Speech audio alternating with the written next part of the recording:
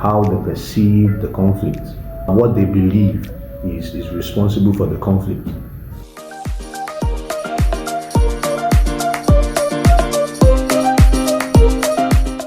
Hello, and how are you doing today? Fatubaru Temitope is my name, and I'd like to welcome you to another episode of Mondays with Temitope Fatubaru. It's a program where we share insights on leadership and human resources management. Please don't forget to like, to share, and subscribe to this channel. Today, I would like to discuss with us issues of conflict resolution. Precisely, I would like to discuss 3 things to consider when you're trying to resolve a conflict. Number 1 is the cognitive aspect of things. This has to do with the meaning the parties involved give to the situation, how they perceive the conflict, how what they believe is responsible for the conflict, and even the attitudes that were displayed while the conflict was on.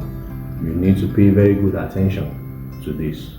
Number 2 thing you need to pay attention to is the emotional aspect of things, what the parties feel about the conflict, what they even feel is responsible for the conflict, what they feel is the cause, what they feel is the reason for the conflict. You need to consider the feelings of the parties involved in this conflict.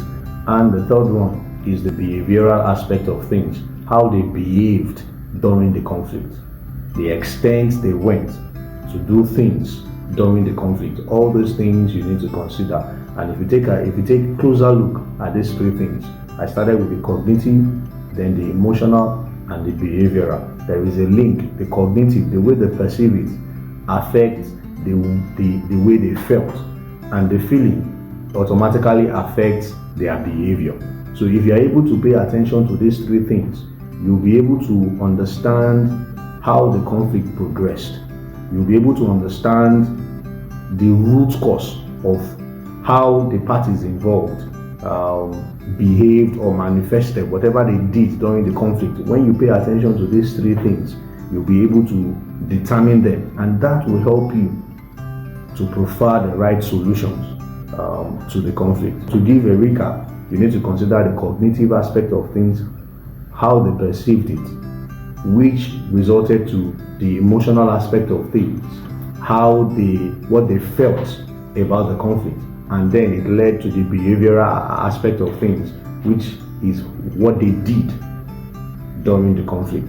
So the cognitive, the emotional, and the behavioral aspect. Once you are able to pay attention to these 3 things, you're about 70% certain of preferring the right solution to the conflict.